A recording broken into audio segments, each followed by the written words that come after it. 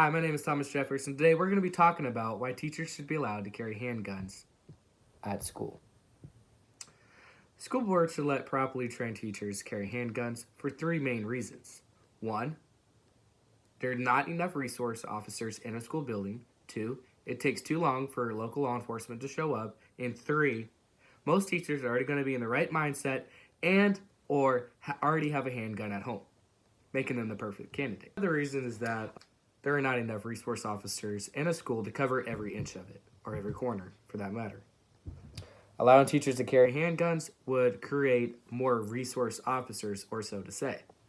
It takes local law enforcement on average 5 to 8 minutes to show up to a scene. This is not including the fact that they have to maybe switch to a nicer vest, grab their long gun, which is an AR, shotgun, and also maybe, or maybe not, grabbing a non-lethal weapon. America is formed of 50 states. We all know this. Out of those 50 states, 25 allow teachers to carry handguns during school hours.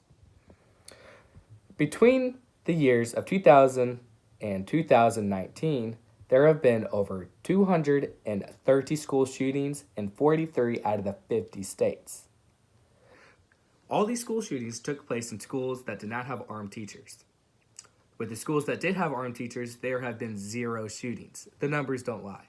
It obviously makes sense to have teachers carry handguns during school hours. Let's take a look at some incidents that have happened throughout the years. 6 incidents to be exact. According to the reporting of the New York Daily News, there have been over 6 school shootings that have been halted because of the presence of a swift and armed defender, dating all the way back to 1997. An armed assistant principal stopped an incident in Pearl, Minnesota in 1998. A restaurant owner stopped an incident at a school dance that he was hosting in Philadelphia.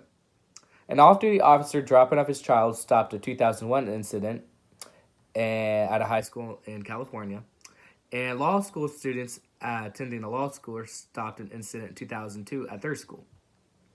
A law enforcement officer also prevented an incident in 2012 at Sullivan Central High School in Tennessee. And finally, a 2013 incident was stopped in Colorado by a sheriff's deputy that was on duty at the school.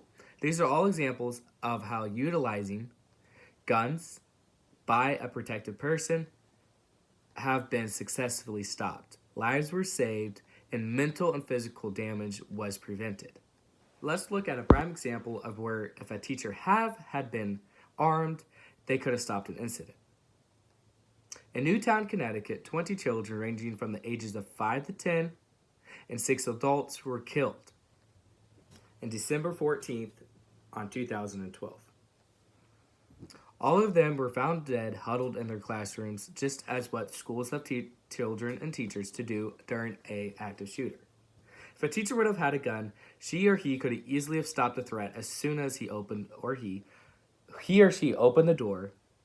They could have shot him, talked him out of it, so forth. They could have easily done something with their gun that could have saved every single one of those lives and had each of those children back home safely with their parents. So in conclusion, school boards should let properly trained teachers carry handguns during school hours. Imagine this across the whole United States. Imagine how many lives would be saved, how many shootings could be prevented, and ultimately how many children could go back home to their families to live their lives.